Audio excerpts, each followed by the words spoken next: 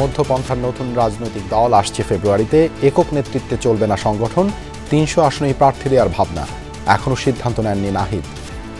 এই ধরনের কোনো সিদ্ধান্ত আসলে এখনো হয় নাই, এবং এটা এরকম যদি হয় সেটা আমরা নিজেরাই এটা বলবো। বিএনপিকে লক্ষ্যভ্রষ্টের চেষ্টা হলে কঠোর প্রতিরোধের হুঁশিয়ারি তারেক রহমানের।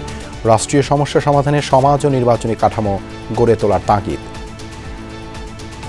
জনগণের পাশে দাঁড়ানোর যে আমাদের শপথ, এই শপথকে লক্ষ্যভ্রষ্ট করার জন্য যদি কেউ এমন কোনো অন্যায় করে থাকে, তার বিরুদ্ধে প্রতিবাদ এবং প্রতিরোধ আমরা গড়ে তুলব।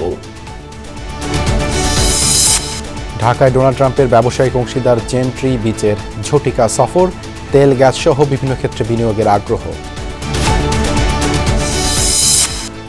স্বতন্ত্র বিশ্ববিদ্যালয়ের দাবিতে তিতুমির কলেজের শিক্ষার্থীদের একাংশের অনশন অব্যাহত, সড়ক অবরোধে পথচারীদের ভোগান্তি। তুরাগপাড়ে আমবয়ানে শুরু হলো বিশ্ব ইজতেমার প্রথম পর্ব, যোগ দিয়েছেন জুবায়ের পন্থীরা। খিত্তায় খিত্তায় চলছে ইবাদত বন্দেগী। আমরা একই কাজে আসি আল্লাহ তাআলাকে রাজি খুশি করার জন্য। সবার একটা উদ্দেশ্য আল্লাহর রাজি খুশি, নিজের আমলকে বাড়ানো। সর্বদিক দিয়ে প্রতিটি ইঞ্চি কে কোথায় অবস্থান করছে আমরা পর্যবেক্ষণ করছি। এছাড়াও রাতের বাংলাদেশে থাকছে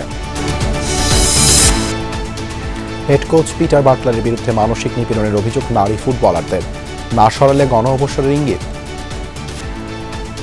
মেয়েদেরকে কটূক্তি করতেছে, এটা আসলে মানে মেয়েদের জন্য হচ্ছে নেওয়াটা অসম্ভব। কোচ হচ্ছে মাঠে গিয়ে আমাদেরকে হচ্ছে এইসব বিষয়ে কথা বলে, পার্সোনাল বিষয় নিয়ে কথা বলে, মানসিকভাবে আমাদেরকে হ্যারাসমেন্ট করতেছে।